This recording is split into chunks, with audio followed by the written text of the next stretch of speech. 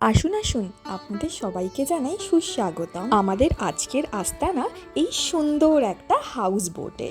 এইবারে কেরালা ঘুরতে গিয়ে আমাদের একটা দারুণ অভিজ্ঞতা হয়েছিল। একটা গোটা দিন অ্যালেপ্পির ব্যাকওয়াটারে এরম সুন্দর ট্রেডিশনাল হাউস বোটে কাটানোর। চলুন আপনারাও আমার সঙ্গে ঘুরে দেখুন পুরো বোটটা। ইনি হচ্ছেন আমাদের ক্যাপ্টেন। এখান থেকে বসেই উনি আমাদের বোটের গতিবিধি সব নির্ধারণ করছেন, আর তার পাশেই বসে আমরা আমাদের ওয়েলকাম ড্রিঙ্ক এনজয় করছি। আরব সাগরের উপকূল বরাবর প্রায় 900 কিলোমিটারেরও বেশি জায়গা নিয়ে বিস্তৃত হলো এই জলরাশি।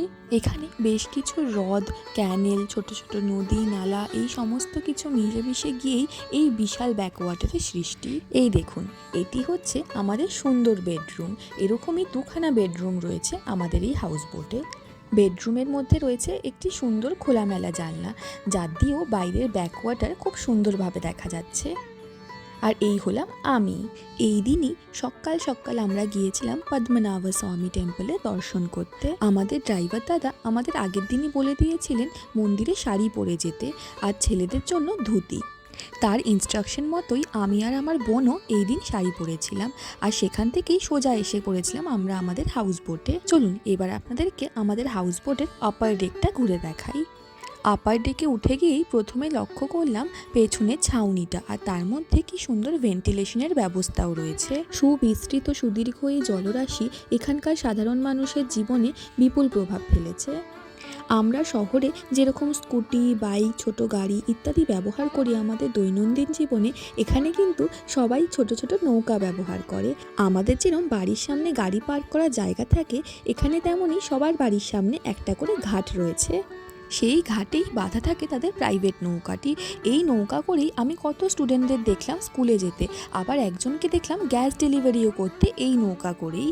আমাদের ওয়েলকাম ড্রিঙ্ক শেষ হলে আমরাও চলে গেলাম ডেকের ওপরে। গত কয়েকদিনে কেরালায় এসে আমরা কোচি, মুন্নার, কোভালাম, থেকাডি, ত্রিভেন্দ্রপুরম ইত্যাদি বিভিন্ন শহরে ঘুরে বেরিয়েছি। সত্যি বলতে গেলে আমাদের শিডিউলটা ছিল খুবই হেক্টিক। এই দৌড়াদৌড়ির মধ্যে একটা গোটা দিন যেন আমরা আটকা পড়ে গেলাম এই বোটের মধ্যে, আর এটা যেন ছিল আমাদের হাতে চাঁদ পাওয়া। এতক্ষণ আমাদের হাউস বোটটা একটা সরু ক্যানেলের মধ্যে দিয়ে যাচ্ছিল, এবার সেটা একটা অনেক বেশি প্রশস্ত জলাভূমির মধ্যে এসে পড়লো, যেখানে আমাদের চারিপাশে আরও অনেকগুলো হাউস বোট দেখতে পেলাম। আমরা এতই ক্লান্ত ছিলাম যে আমরা ডেকের মধ্যেই শুয়ে পড়লাম, আর শুয়ে শুয়েই এই বিপুল জলরাশি আর এই সুন্দর দৃশ্য উপভোগ করতে লাগলাম। একটু পরেই আমাদের বোটে যিনি রান্নার দায়িত্বে ছিলেন তিনি আমাদের দিয়ে গেলেন এক থালা মিষ্টি আনারস। কেরালার গোল্ডেন ডাবের কথা আপনারা নিশ্চয়ই শুনেছেন, কিন্তু এই আনারসও কিন্তু মাস্ট ট্রাই। আমরা তো গোটা দিনটা এভাবে আড্ডা মেরে আর শুয়ে শুয়েই কাটিয়ে দিয়েছিলাম, কিন্তু আপনারা যদি তা না চান তাহলে বিভিন্ন রকমের ওয়াটার স্পোর্টসেরও ব্যবস্থা রয়েছে। এছাড়াও আপনারা যদি চান তাহলে এখানকার বিখ্যাত ব্যাকওয়াটারের ফিশ, কাঁকড়া ইত্যাদিও আপনারা কিনতে পারেন। একটু পরে আমাদের ডাক পড়ল লাঞ্চ সেরে নেওয়ার জন্য। মেনুতে ছিল ব্যাকওয়াটারেরই বিখ্যাত মাছ। তাড়াতাড়ি লাঞ্চ সেরে আমরা চলে গেলাম আবার আপার ডেকে, আমাদের সেই ফেভারিট স্পটে। ওখানে বসেই আমরা সূর্যাস্তের সাথে উপভোগ করলাম আমাদের বিকেলের চা। বিপুল শান্ত জলরাশি, তার ওপর দিয়ে বয়ে চলেছি আমরা। চারিপাশে শুধুই পাখিদের কলরব, তাদের ঘরে ফেরার আওয়াজ। নেই শহরের ব্যস্ততা, নেই ট্রাফিকের আওয়াজ। চারিদিকের পরিবেশ এতটাই স্নিগ্ধ, এতটাই মনোরম যে তার বলে বোঝানোর নয়। সূর্য যখন দিগন্তে অস্ত গেছে, তারপরে আমাদের বোটটাকে নোঙর করা হলো একটি ঘাটে। সেই ঘাটেই আমাদের বোটটা দাঁড়াবে সারা রাত। আমরা তখনও আপার ডেকেই বসে রয়েছি। যতক্ষণ দিনের শেষ আলোটুকু থাকবে ততক্ষণ আমরা দু চোখ ভরে চারিদিকের এই মনোরম দৃশ্য উপভোগ করব। রাতে বেশ দেরি করেই ঘুম এসেছিল। হাউস বোটের পাশ দিয়ে যখন অন্য কোনো বোট যাচ্ছিল দুলে উঠছিল আমাদের বোটটা, কেমন যেন গাটা কাটা দিচ্ছিল।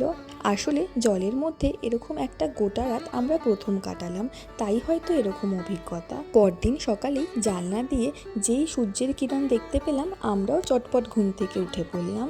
আবার চারিদিকে সেই মনোরম দৃশ্য যা রাতের অন্ধকারে মিলিয়ে গিয়েছিল। কিছু দূর যাওয়ার পর আমাদের কানে ভেসে আসলো সকালবেলার আরতির আওয়াজ। একটা খুব সুন্দর মন্দির চোখে পড়ল। আমরাও আবদার করলাম এই মন্দিরের সামনে একটু কিছুক্ষণ দাঁড় করাতে।